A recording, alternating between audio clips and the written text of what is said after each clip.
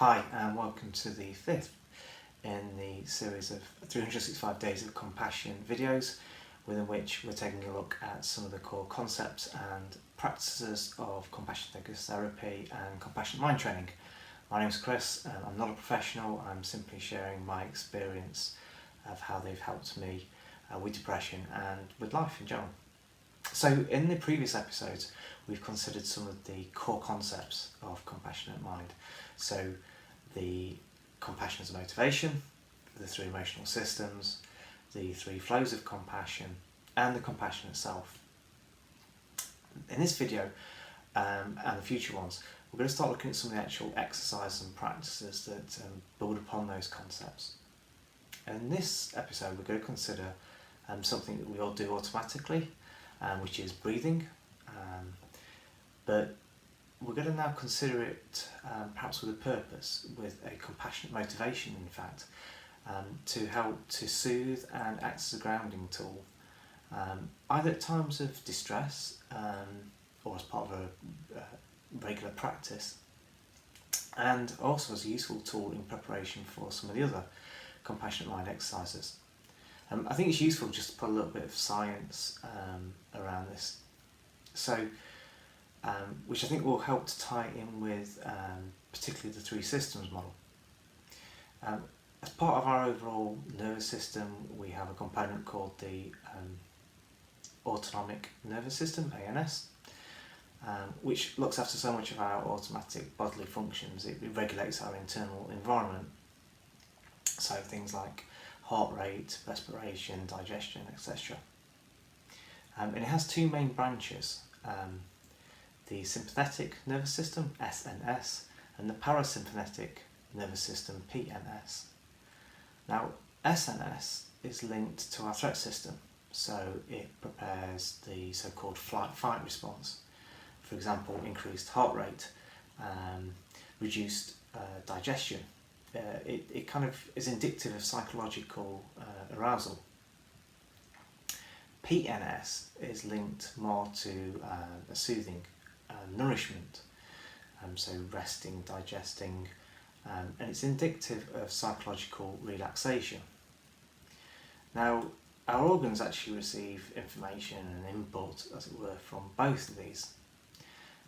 So, for example, our heart rate is controlled by the relative levels of PNS and SNS activity. So what the science suggests is that certain behaviours or actions can help to engage the PNS, the soothing part of the system. And these include our body posture, our facial expressions, and our breathing.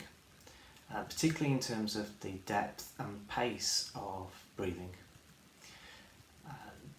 So given that in our modern lives, with often where our threat system is engaged for a lot of the time, it's highly active, so SNS is running on a high state, it's important, I think, that we consider how we can engage PNS. We have a mechanism here that can actually help us. A physiological mechanism. And perhaps you already begin to see how this now ties in with using soothing system to balance the threat and drive systems in the three system model. And one way to facilitate this is to practice something that's called soothing rhythm breathing. Now, the practice involves a few elements: sitting in a relaxed, comfortable manner, bringing focus onto the breathing, but not in an alert state, in a very much relaxed, attentive state. Having a relaxed facial expression, perhaps with a gentle smile, and focusing on the breathing, deep breathing. So this is really using lung capacity and using a count of 5 on the in-breath and 5 on the out-breath. There has been some research which is suggested to really benefit the PNS system. You can use a count of 4 on the in and a count of 6 on the out breath. But to start off with, perhaps 5 is easy to remember. It's 5 in and 5 out. The aim is to focus upon your breathing. Your mind will wander It's what our brain does, and I think this is just really a nice exercise to take some time out, to gently bring a focus onto a simple act of breathing, and behind it you've got this compassionate motivation to encourage the PNS activity. And it's also probably worth highlighting here, you don't have to sit cross-legged in any yoga positions, you don't need any equipment. It may help to build a routine around doing this at a regular point of the day, perhaps having a set time each day to do it. And I think the motivation I've talked about is twofold. So one,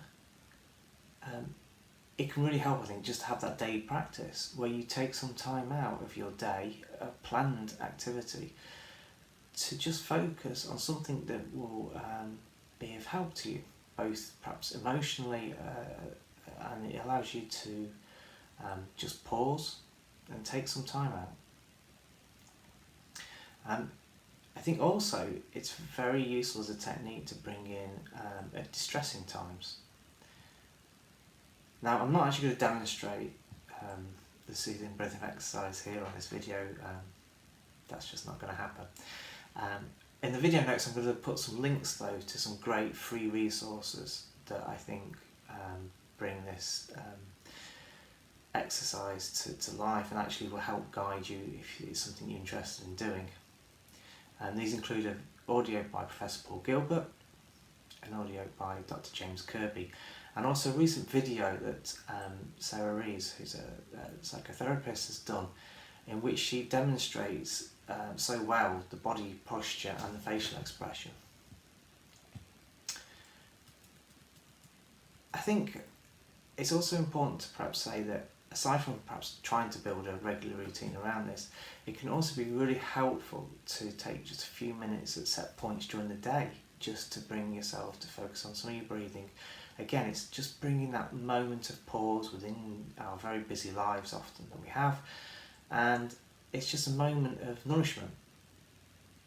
And I think, to make a commitment to undertake some just deeper, regular breathing exercise like that is a great commitment to your emotional well-being. And I mentioned it could be useful at a time of distress. It can be really useful at a challenging time, or ahead of a challenging time in fact. If you're going to do a talk or even doing a video, it can really help just take a few moments to do this soothing breathing exercise with a specific rhythm to it to really help engage that soothing system. And I mentioned it's really useful as a tool in preparation for doing some of the other exercises that some of the future videos will cover, because again it gives you just the moments to engage that soothing system, to prepare the body, to prepare yourself for doing some of that work. And it's also a way of being able to come back if you find some of those exercises challenging. I think it's a great way to bring forth supporting a compassionate self. So I hope that has been a useful, if short, overview of soothing rhythm breathing. As usual, I'm going to end on a recommendation, and I've already mentioned this earlier, but Dr. James Kirby has recorded a number of very helpful compassionate mind exercises which are free and available from a podcast series called The Compassion Initiative. Aside from those exercises on the podcast, James and his co-host Dr. Dan Steidel also have some great insights via their compassion science classes that they run at the University of Queensland in Australia. And there are also some great interviews on there with some of the leading researchers and experts in compassionate mind. So I'm going to add the link to their podcast there, and there's some great resources and it's all free. So thank you for watching. Take care.